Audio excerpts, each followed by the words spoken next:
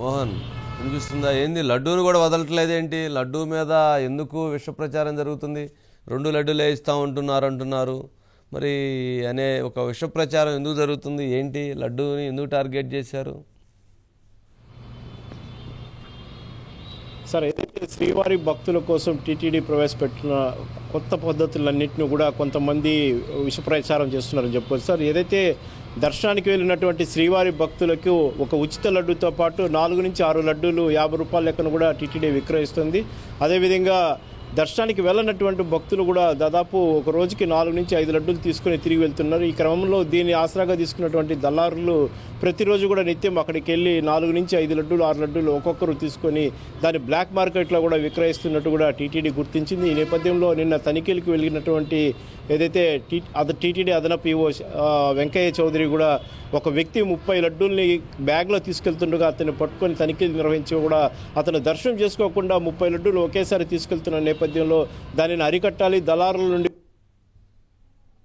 మోహన్, ఎందుకని ఈ మధ్యకాలంలో అదనపు ఈవో వెంకయ్య చౌదరి టార్గెట్గా ఇటు వైసీపీ ఎందుకు టార్గెట్ చేస్తుంది? ఎందుకు ఆయన మీద విష ప్రచారం, ఫేక్ ప్రచారం చేయాలనేటువంటి ప్రయత్నం చేస్తుంది? ఏంటి వెంకయ్య చౌదరికి జగన్మోహన్ రెడ్డి గారికి ఏమైనా వ్యక్తిగత వేరే ఏమైనా ఉందా ఏంటి? అయితే దీంట్లో కూడా కొంత ఆయన మీద వాళ్ళకు ఒక కక్ష ఉంది. ఎవరి మీద? జగన్మోహన్ రెడ్డి గారికి, వైసీపీ పార్టీకి ఒక కక్ష ఉంది. ఆయన సీఎంఓ చేసేటప్పుడు కూడా ఆయన మీద కథనాలు రాశారు. గతంలో 2014 నుంచి 19 వరకు సీఎంఓల సెక్రటరీ. తర్వాత అనంతరం ఆయన mining AP MDC mineral development కార్పొరేషన్కి ఎండీగా వెళ్ళారు.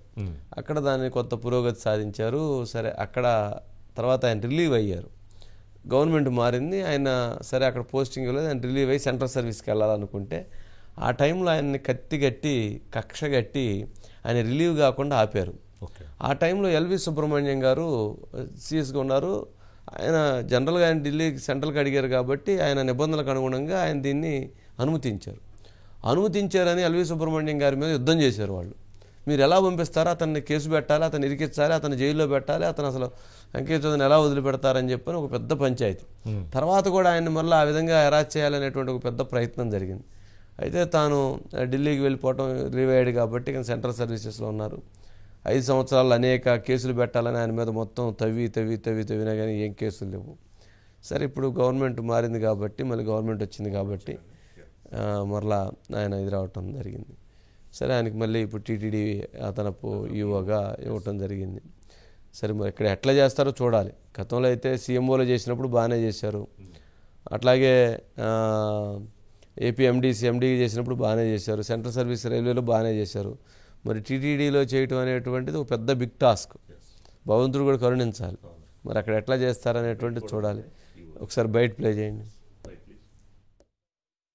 చాలామంది దర్శనం లేకుండా కేవలం లడ్లు మాత్రమే కొనుక్కొని మధ్యవర్తులుగా, దళారులుగా మార్కెట్లో సేల్ చేయడం జరుగుతుంది. దానివల్ల బ్లాక్ మార్కెట్ డెవలప్ అయ్యడం ఈ మధ్యకాలంలో జరిగింది. దర్శనం చేసుకొని టోకెన్ ఉన్న భక్తులకి ఉచితంగా ఒక లడ్డు వస్తుంది. దాంట్లో అదనంగా 4 నుంచి 5, 6 కూడా వాళ్ళకి అవసరాన్ని బట్టి అందించడం జరుగుతుంది. దర్శనం చేసుకోకుండా కేవలం లడ్లు మాత్రమే కొనుక్కొని మార్కెట్లో విక్రయించే వాళ్ళకి మాత్రం ఆధార్ తీసుకొని 2 లడ్లు మాత్రం విక్రయించడం జరుగుతుంది. దీంట్లో సామాన్య భక్తులకి బెనిఫిట్ కోసమే ఈ చర్యలు తీసుకోవడం జరిగింది. దర్శనం చేసుకున్నాడు కొనుక్కోవచ్చు. 6 లడ్లు, ఒక మనిషి 6 లడ్లు మించి ఏం కొంటారు? 4 వెళ్తే 4 6 24 లడ్లు వస్తాయి కదా, 4 వెళ్తే. అంతేగాని ఒకరు దర్శనం చేసుకోకుండా ఒక 50 లడ్లు ఎత్తుకెళ్ళారంటే ఎందుకు ఎత్తుకెళ్తున్నట్టు వాళ్ళు? బ్లాక్లో. అంతేనా మోహన్? సార్, అంతే సార్. సార్, ఒక లడ్డు తయారీకి దాదాపు 84 రూపాయలు కాస్ట్ పడుతుంది సార్. అంతటి కాస్ట్ కలిగిన లడ్డూని కేవలం భక్తులను దృష్టిలో పెట్టుకుని 50 రూపాయలకి టీటీడీ కూడా కేటాయిస్తుంది సార్. అయితే రాష్ట్రంలో ఎన్డీఏ ప్రభుత్వం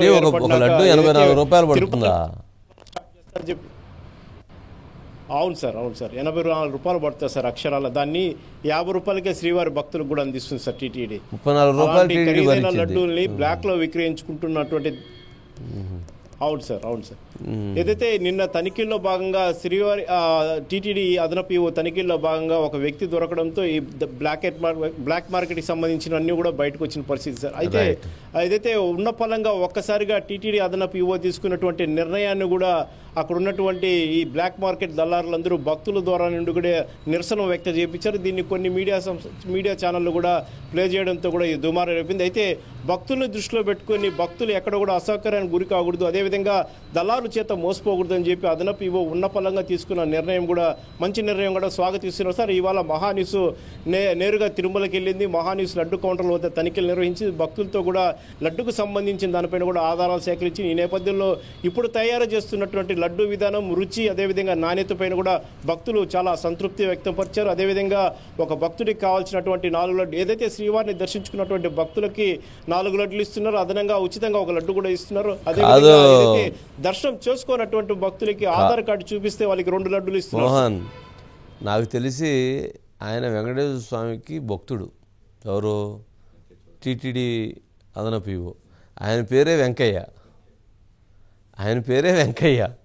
ఇంకా ఆయన అక్కడ ఏదైనా ఉంటే మంచి చేయాలని చూస్తాడు తప్ప చెడు చేయాలనేటువంటి ప్రయత్నం ఉండదు కదా.